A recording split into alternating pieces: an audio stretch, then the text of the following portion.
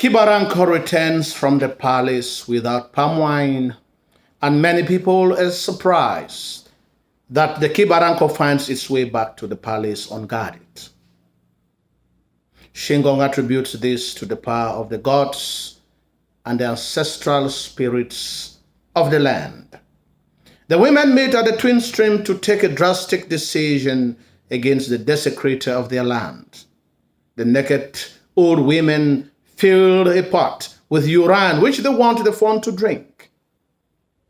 Kwengong is charged to confront the fawn, who recognizes her voice, and the fawn says the gods of the land are non-existent, and even refers to Shingong as a self-proclaimed priest of the non-existent gods. He also accuses Shingong of spreading words against him as he refuses to drink. Kwengong smashes the pot on the fawn's head to the approval of the other women in the courtyard, and he dies.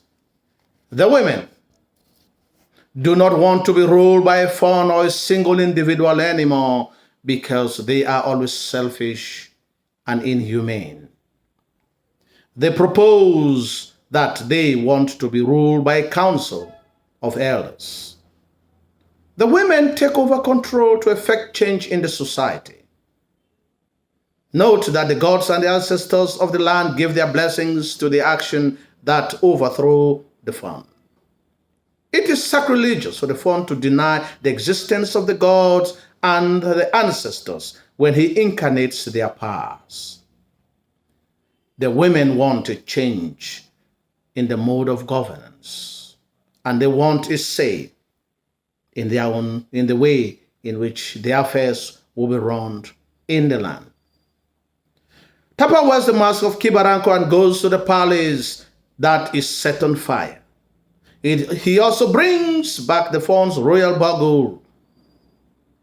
With the fawn out of the limelight, Kwengong believes that there will be no more grabbing of land, disappearance of people, degrading the revered red feather. The people will decide on whom to rule them and for how long. At any time that their leader does not satisfy the demands of the people will step the leader down. The affairs of the community will be discussed in the open at the marketplace. Kwengong says the only men left in the land are women, and they do not want any more fawns. The chief priest keeps the royal bugle in the sacred grove, and Tapa informs the chief priest that all the notables and their family members have escaped from the community. The women want to be ruled by a council of elders and the head that can be replaced whenever they deem necessary.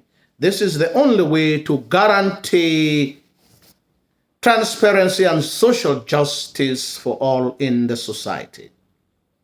The bugle will be kept in the grove to disassociate itself with their past, and they prefer to use the sacred gong of Nyombom to assemble the people whenever it is necessary. The gong is considered, the royal bugle is considered a symbol of enslavement by the fawn and his notables. On the other hand, the sacred gong is a symbol of liberty because the people can express their views freely and decide for themselves.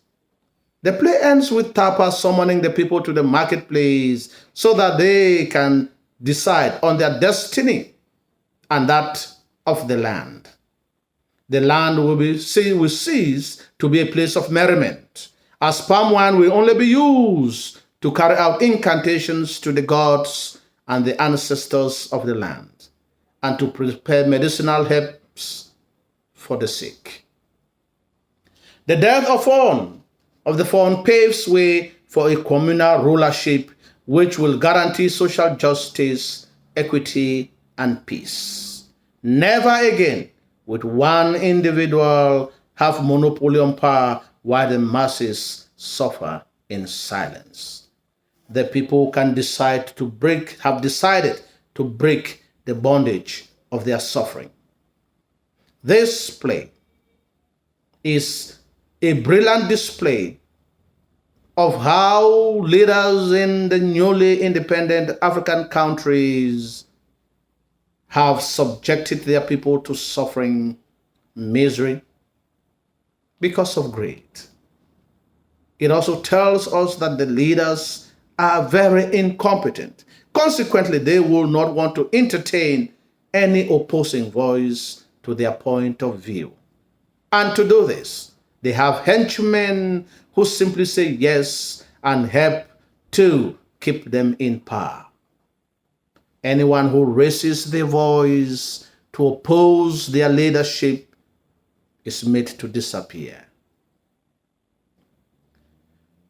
Botake believes, through the actions of the women, that sometimes only force is necessary to take out selfish, despotic, incompetent rulers that are ruling African nations. He also makes us to understand that unity in purpose, like the women are united against the front when they say enough is enough. The play also makes us to understand the importance that the gods and the ancestral spirits play in the life of a community. Lastly, the play makes us to understand that even in the most corrupt society, there are men who can raise their voices and speak truth to power. Shengon does not entertain or play hanky-panky with the phone. He makes him to understand that he does not rule the people in the best interest of the people. And consequently, he has nothing to do with him.